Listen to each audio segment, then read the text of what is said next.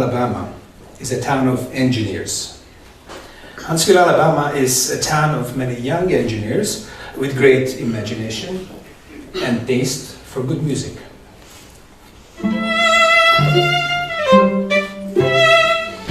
One day at a house party, I had a very interesting conversation with a 23-year-old engineer, software engineer, about symphony music. He argued that in the near future we'll be able to realistically reproduce the performance of the greatest orchestra anywhere in the world, and you can bring that orchestra into your own living room. Well, just completely true to the conversation what we had over some beer and some pizza. He envisioned a media room in a house with the Berlin Philharmonic playing Beethoven Symphony No. 5. He said that it was possible to record and play back each and every musician separately, like a separate sound source, and kind of like virtually recreate the symphony orchestra, the best symphony orchestra in the world, playing in your living room. Technology of sound recording and sound engineering is, of course, evolving in an ever-increasing rate. So yes, I have no doubt that you can do this, or soon we will be able to do this, and play back Beethoven Symphony or anything we would like to play back in our own living room. I'm sure by now you figured that I wasn't very excited about this idea of having a virtual orchestra in my living room, not only because I actually have a real orchestra here in Huntsville, but also, no, I don't have anything against technology, okay? I wrote the draft of this TED Talk on my laptop. I'm using software to write music, to arrange music. I'm using the internet all the time to find rare recordings of Beethoven Symphony No. 5 that would actually be difficult to get a hold of otherwise. So it's all helpful. And we are all fascinated with technology, right? We have a little personal computer in our pockets called cell phones. We are downloading, stuff digitally, buying music and then storing it on the cloud, which really is someone else's computer, but don't tell anybody that. We subscribe to the digital concert hall, talking about Berlin Philharmonic. Berlin Philharmonic actually has this fantastic thing, check it out, digital concert hall. Or we can go to the movie theaters and just watch a performance of the Metropolitan Opera. So technology is actually helping us. It's on TV, it's in the movies, and why not go one step further and take a symphony orchestra and virtually bring them into our own living room?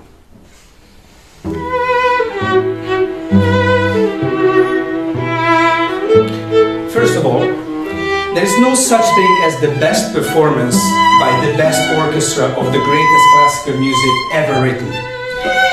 We classical music lovers spend endless nights arguing over which orchestra under the baton of which conductor plays a certain Mendelssohn or Mozart or Bruckner symphony the best. And there's no good answer, it's only passion for classical music, and of course it's a matter of taste. We might like very different symphonies and very different orchestras, but we sure like to go to a place, and if we can, we want to hear that live. People all over the world are sitting in concert halls as we speak here, listening to live performances of classical music. Concert halls, not digital ones, are being built all over the place. Just in the last 10 years in the United States only, there were 30 plus concert and recital halls built. Just try to think about this for a second, okay? Millions and millions of dollars spent on building a building for the sole purpose of people getting together, people that don't necessarily know each other, right? To spend time in a space where musicians are playing live music. What happens? You go to the concert hall, you park, if you can. You go, you listen to the first half, you applaud, you go and buy a glass of wine in intermission, then you go back to listen to the second half, you applaud, you go back to the parking lot, you get in your car, you drive home. The whole point of this is that there is no other use of a concert hall other than this. before you go there and after you leave, there's nothing in the concert hall, okay? So this is a building built for something very human and something very spiritual. Of course, conductors and orchestras and symphonies and piano players and singers, they use this facility to practice. But that's only a practice for the main event itself. So really the only use of this room, a concert hall or a concert venue, is just for this, to cultivate, to listen to enjoy music. A piece of art that you can touch, you can take it home and hang it on the wall, no matter what you do. And you can definitely cannot reproduce it on a CD or a Blu-ray or with the greatest virtual technology, let's say a virtual symphony orchestra in your living room. So going to a concert is a social experience, and the unique social experience that cannot be reproduced, as I said, in any other means.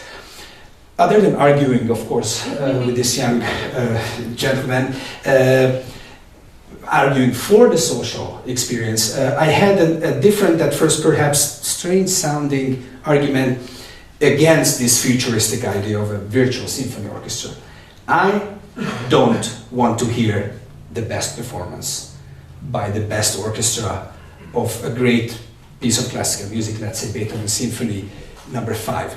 I want to go to the nearest concert hall and I want to hear all the mistakes the oboe player is making that night, right there.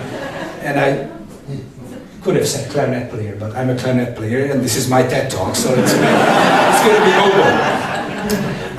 So let me demonstrate this to you, what I mean when I say making mistakes. Of course, I'm joking. I'm going to ask our first violinist, Nicholas Papponi, to play this lovely melody that we just heard. This is the opening melody of the third movement of the second string quartet by German Romantic composer Felix Mendelssohn.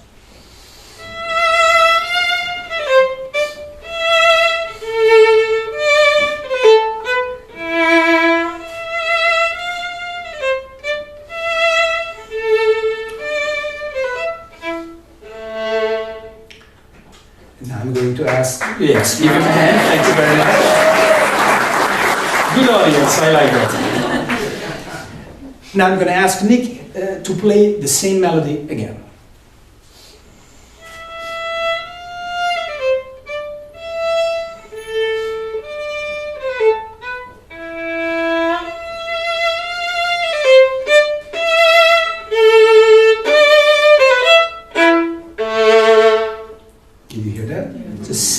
Music written on a piece of paper, same exact way. Yet it sounded very different when Nick played it for the second time, right? And this thing, this is no magic, no cheating here. It works with 4 players the same way.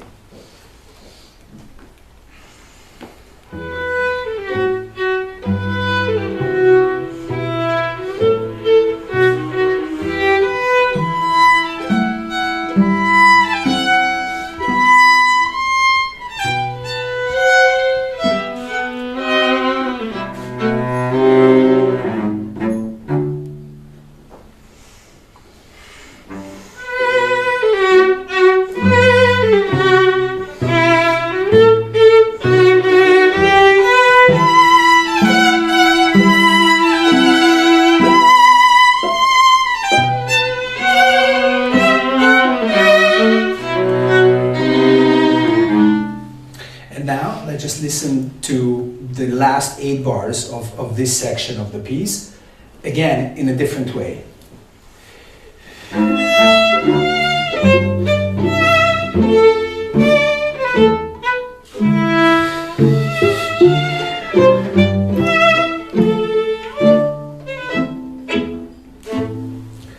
We are not cheating here, okay?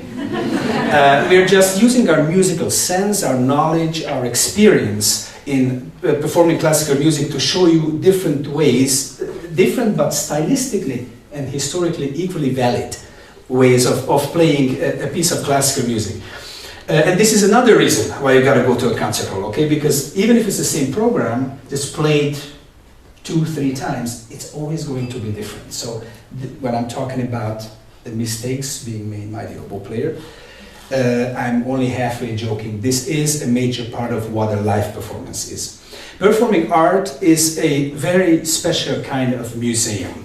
The human knowledge exhibited in this museum is performance practice. It has been passed on from generation to generation, from teacher to student. Just like a live performance by live musicians cannot be replaced by machines or virtual reality, performance practice cannot be taught through videos, no matter how helpful they are. We all know that real teachers not only teach the craft they master, but they also contribute greatly to the development of the student in a wide variety of ways. Human connection is an integral part of learning anything. Machines, softwares, algorithms are good friends when we need speed, and they should be used as much as it makes sense for the purpose. However, let's face it, most likely, at least in an economical sense, it will always be more feasible to train the next generation of music teachers by real professors over decades than actually build a machine to do that for us. A personal example, Beethoven had a student who later became the teacher of Johannes Brahms, and Brahms taught someone who later became the professor who taught the late Romantic Hungarian composer Zoltán Kodály, who then taught someone else who was the professor of my master in conducting and composition. And now, since I'm talking to you here right now, we are all part of this, right? It's an unbroken chain of performing arts just being passed on from one generation to the next. And it's the human link, so it cannot be replaced by anything else. So just like I said, I'm not against technology when it comes to music. Computers and the internet are great help in learning and cultivating our art form, but also synthesizers or different ways of creating music with the help of computers is great fun. I mean, electronic music is an art form. But what we do here is unplugged. So this is what we're doing here. And so why are these traditional instruments? They actually look really beautiful. And these are all handmade, but most of the wind instruments and brass instruments are also mostly handmade still. So why didn't these things go obsolete like typewriters? It's a seemingly logical question, especially from a point of view of an engineer. But before I answer that, just please listen for a minute.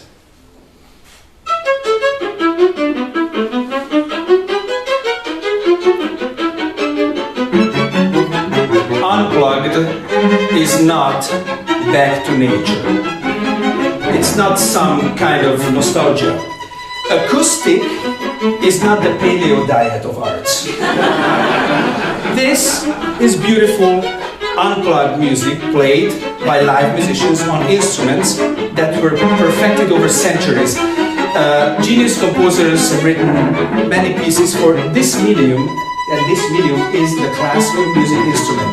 In other words, we have built the perfect machines already over centuries to produce exactly this, unplugged classical music. You need a violin, two violins, a viola, and a cello to play a string quartet. You can call musicians a special kind of cyborg too if you want to. I mean they're living a symbiosis with their instruments, right? So in a way, they're more perfect than someone who cannot play an instrument. So humanity created an art form that can only be produced and reproduced by live musicians or unplugged instruments. It is also important that the media is not interchangeable. This Mendelssohn string quartet cannot be played by a jazz drummer, okay? A Beethoven symphony cannot be played by a string quartet. Or La Bohème, the famous opera by Puccini, cannot be played without singers and orchestra and stage. And of course you can't reproduce it on a CD or a Blu-ray or a virtual orchestra in your living room. Unplugged is simple, practical, and a very human solution, and it is also common sense. I believe that there are things that will always be done by people and not machines. Not only there is no guarantee that building an orchestra machine and maintaining it will be ever cheaper than actually training or educating 80 plus musicians and maintaining a working symphony orchestra in your city, but also by adding automation this thing itself loses meaning, or it just turns into a completely different art form. Remember, when was that? Deep Blue has beat Garry Kasparov in 1997, right? Still, as we speak, millions of people are playing chess all over the globe. We did not lose interest in playing chess. We're actually excited about it, let alone the fact that you yourself might actually like to play chess with another living person on an unplugged chessboard. After making my argument for live performance and for acoustic music, let me advocate for a second for classical music here, okay? So why classical? And in music, actually, if you ask me, enjoying music, playing music is a fundamentally human thing to do. But there is something to be said for Western classical music, and that is that it has been around for hundreds of years. And the question is, why? So what's in it? What makes it classical? And my answer to that is because generation after generation finds it vital, indispensable, and worthwhile. It has been around for a long time because we keep playing it. We keep singing, we keep playing, we keep listening to music by Mendelssohn, Beethoven, Mozart, or Bruckner. It is our classical music, and through many centuries, we, time and time again, decided to preserve and cultivate it. So, the next thing for you to do is go and buy tickets to the local symphony orchestra. We are humans because we write symphonies and string quartets. We are humans because we keep playing them. We are humans because we keep going to concert halls to enjoy these masterpieces, and we keep searching for new music with the potential of becoming classical in the future. Through live classical music, we are all connected to the human network across time and space and cultures. It is the magic of being in the moment and experiencing eternity at the same time.